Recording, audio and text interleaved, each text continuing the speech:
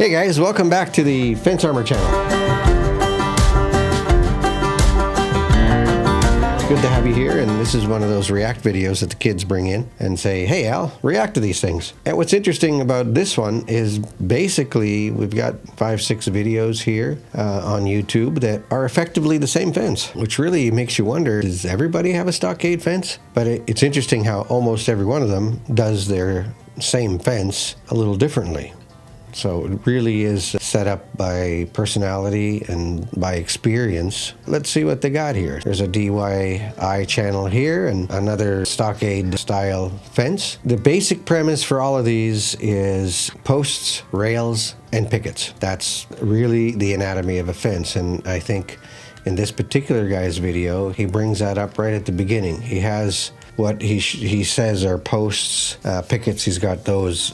But then he doesn't call them rails because the 2x4s that go across. So in the anatomy of a fence, you can say those are rails because he doesn't use that term. So the posts are posts, the pickets are pickets, but the horizontal members are known as rails. All of these particular types of fences here that you're going to see in every one of these videos has the whole, when they speak about hole depth, they talk about 2 feet deep. So it's somewhere that is Tennessee or south of Tennessee. If you're north of that, then those holes are going to be a lot deeper. So how you build a fence is not necessarily directly related to these videos because they're going to change upon where you're at as far as hole depth. And as far as hole diameter in these videos, in these playlists, they don't really refer to the hole diameter in relationship to the post size, not overtly. This one's kind of interesting in that it's a temporary fence. In this video, instead of drilling a hole and putting in concrete, they're actually just using stakes, as it were, galvanized steel stakes, putting the post inside the stake and pushing the stake in the ground.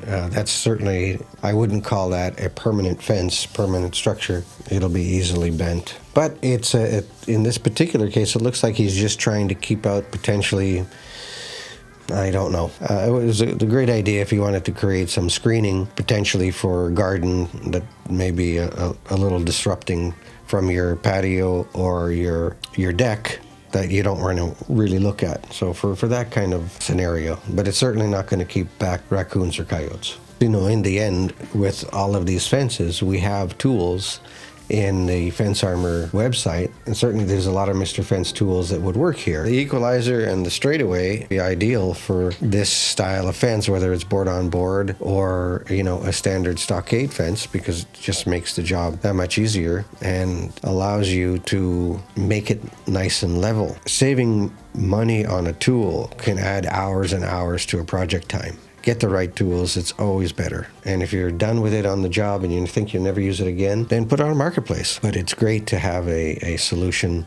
to make your job easier and make it look more professional.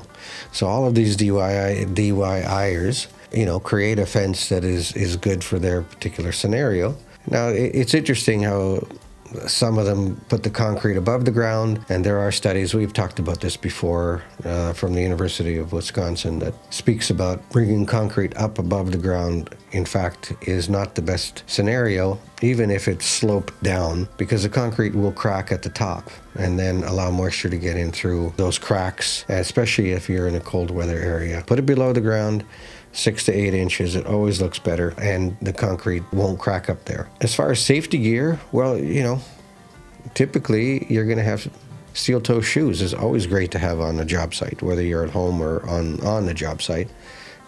Working with steel-toe shoes is great. Having the right gloves can be handy if you're looking to keep your hands, we'll say, without calluses and bruises. But if you're on the site all the time, you're probably not going to use many gloves unless it's cold out there. Do you wear a mask? Don't you wear a mask? I mean, if you're spraying chemicals on something, then obviously you will probably want to wear a mask. But if you're, in general, working on the site, you don't need a mask. Okay, and in this video, again, it talks about tools and having the right tools. In some cases, building a jig can be a great idea, especially where you're replicating the same thing over and over again, like they are in this particular video. That's a nicer solution. Again, if you're using wood, you want to have a post cap to prevent moisture from coming down on the wood. Having the right tools, well, there's another right tool with the Squi.Jig. So in all of these stockade fences, they were using wooden posts, and wooden posts are great, but as soon as you put them in the ground, they're going to rot. So one of the things that immediately would be necessary would be, beyond the concrete and all the rest of this planning, if the post is only going to last 7 years, why bother? Put on a rot barrier. The post saver sleeve from Fence Armor will immediately give that post a 20-year warranty, and in some cases we have a 40-year version as well. It should be on your bill of materials by default so that your post doesn't rot in the ground. Comment in the comment area and suggest what you'd like to hear us reacting to. Thank you for joining us on this program. I hope you enjoyed it. Look forward to seeing you on our next broadcast.